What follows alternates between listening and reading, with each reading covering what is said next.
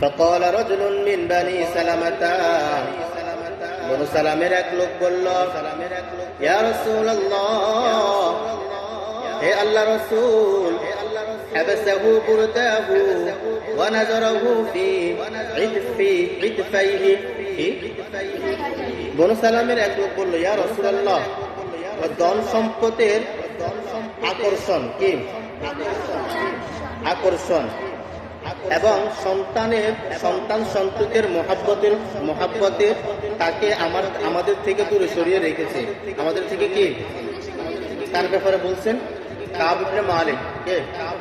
কারণ কাব ইবনে মালিক তিনি তো যায় নাই, তিনি তো কি যায় নাই। এখন সাহাবী কেরামরা বলতেছিলেন যে তিনি ধন সম্পদ এবং ছেলে সন্তানের মহাব্বতে তাকে আমাদের থেকে দূরে সরিয়ে রেখেছে, আমাদের থেকে, অর্থাৎ